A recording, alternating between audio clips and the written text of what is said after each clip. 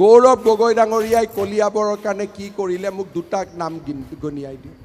কলিয়াবৰত 10 বছৰ MLA আছিলে, যদি MP আছিলে, তপন গগৈয়ে যদি চৰাইদেউত মেডিকেল পাতিলে, শিৱসাগৰত মেডিকেল পাতিলে, চৰাইদেউৰ মৈদামক যদি বিশ্ব ঐতিহ্য ক্ষেত্ৰলৈ লৈ গ'ল, লাচিতৰ যদি প্ৰতিমূৰ্তি পাতিলে, ৰংঘৰৰ যদি কায়কল্প বদলাব কাম কৰিলে, কলিয়াবৰত যোৱা 10 বছৰত কি কাম হ'ল মোক এটা কাম দেখুৱাই দিয়ক। যিসকল ব্যক্তিয়ে কয় আণ্ডাৰ কাৰেণ্ট আছে, মই তেওঁলোকক ক'ব খোজো অসমত অভাৰ কাৰেণ্ট চলিব, আণ্ডাৰ কাৰেণ্ট ইয়াত নচলে। ইয়াত আণ্ডাৰ কাৰেণ্ট নচলে, দেখা দেখি কথা হ'ব, সামনে সামনে কথা হ'ব।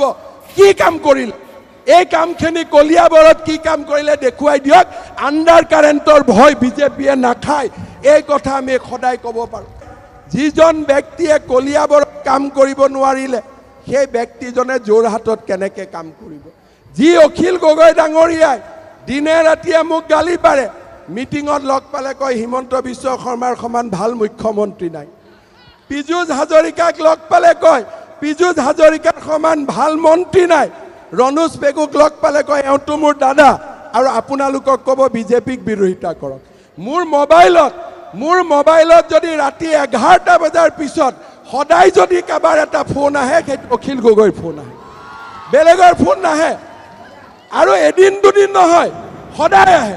যোৱাকালিও আহিছিল, তাৰ আগৰ দিনাও আহিছিল, তাৰ আগৰ দিনাও আহিছিল, তাৰ আগৰ দিনা আহিছিল, সদায় আহে। অসমীয়া মুছলমান সমাজে কংগ্ৰেছৰ দিনত লাঞ্ছিত হৈ আছিলে, বিদেশী নাগৰিকৰ নটিচ পাইছিলে।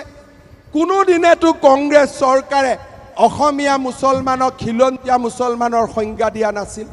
কোনোদিনেতো খিলঞ্জীয়া মুছলমান সমাজ খিলঞ্জীয়া বুলি টিভিৰ সন্মুখত আগত ওলাই আহি ক'ব পৰা নাছিল। তেওঁলোকে তুষ্টিকৰণৰ ৰাজনীতি কৰে, কিন্তু অসমীয়া মুছলমান সমাজক খিলঞ্জীয়া মুছলমানৰ সংজ্ঞা অকল বিজেপি চৰকাৰে দিব পাৰে, কাৰণ বিজেপিৰ সেই সৎ সাহস আছে। বিজেপিয়ে সঁচাক সঁচা বুলি ক'ব, মিছাক মিছা বুলি ক'ব।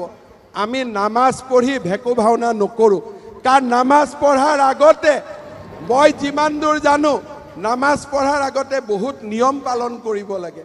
নিয়ম পালন নকৰাকৈ যদি কোনোবাই নামাজ পঢ়ে, নিয়ম পালন কৰি থকা নামাজীসকলৰো নামাজ বেয়া হৈ যায়। শ্ৰদ্ধা ৰাইজ, মই নাজানো শিৱসাগৰত কি হৈছে, বেলেগে নিয়ম পালন নকৰ, অখিল গগৈতো নিয়ম পালন কৰা নাছিল, এইটোতো মই গেৰেণ্টিত ক'ব পাৰোঁ।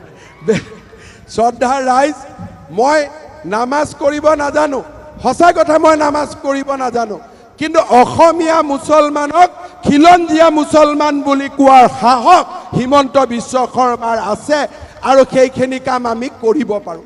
শ্ৰদ্ধাৰ ৰাইজ, তুষ্টিকৰণৰ ৰাজনীতি বহুত হৈ গ'ল। এতিয়া আমাক উন্নয়ন লাগে, এতিয়া আমাক বিকাশ লাগে।